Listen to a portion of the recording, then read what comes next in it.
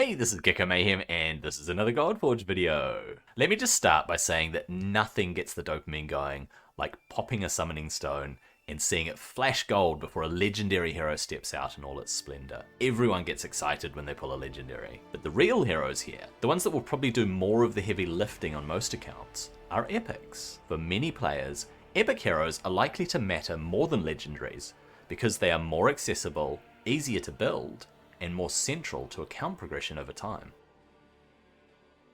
Legendaries are exciting.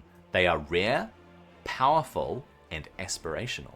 They are the heroes that people hope for. But most players are going to interact with epic heroes far more often, simply because they are easier to obtain. And that matters, because epics can still be very strong. They may even shine in niche situations. We know that even with a pity system built into Godforge, the chance of getting a legendary is far lower than the chance of getting an epic.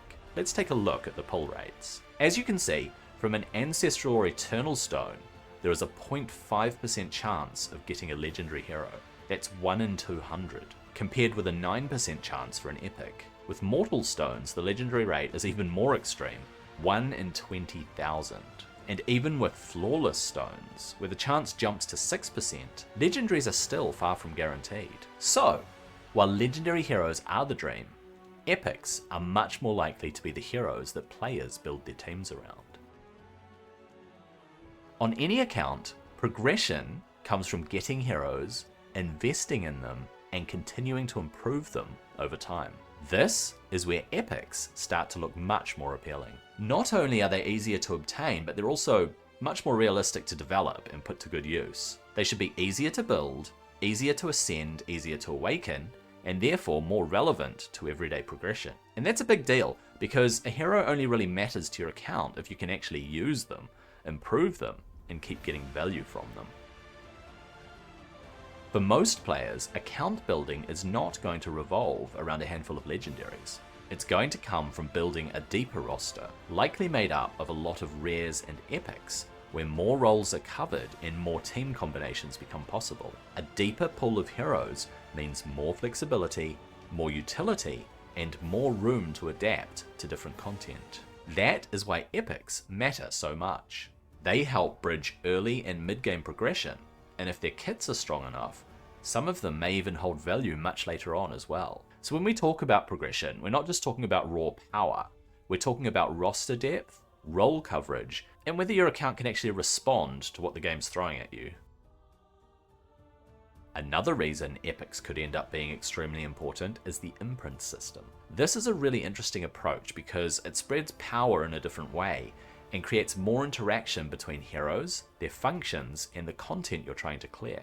Not only should epic heroes be easier to acquire, but it will probably feel much easier and much better to turn epics into imprints than it will legendaries. That matters because an imprint can give another hero an extra passive through their weapon, which opens up more build options and more strategic decisions. If the imprint system lands well, and we know from alpha testing that it does, it gives epic heroes even more long-term value beyond simply filling out your roster. If epic heroes are going to be the backbone of the game, their kits need to feel meaningful, distinct, and worth investing in. They cannot just exist as filler between rare and legendary. They have to have standout identity, real utility, and a solid place in team building. This is where recent hero reveals become especially important.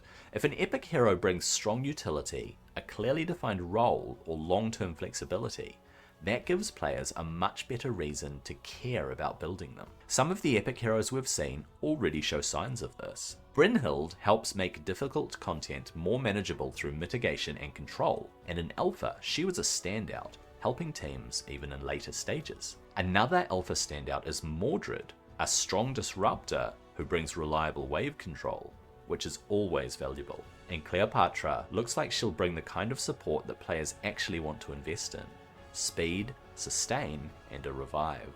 These are not epics with filler kits. They are the kinds of epics that can give a roster real depth and long-term value. I think that's going to be one of the most important tests for Godforge. If players can look at epic heroes and immediately see genuine value, the whole roster starts to feel healthier. When power and progression are not locked behind units that are super rare and difficult to obtain, a game feels healthier. A strong layer of epics gives players more agency, more room to experiment, and more reasons to stay engaged with the content. That's part of why this direction is so promising for Godforge. If Fateless gets epic heroes right, it doesn't just help free-to-play or low-spend players, it helps the game as a whole. It means progression is built on a stronger foundation, and it gives more of every player's roster a real reason to matter, possibly even well into the late game. So yeah, Legendaries will always be exciting. They should be. They should have standout kits and bring extreme power to a roster.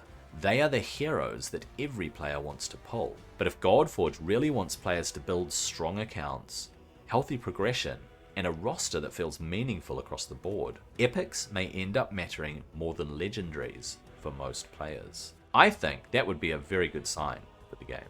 I'm Gecko Mayhem, and I hope that you enjoyed this video. I also hope that you have a good day, and I'll see you on the next one.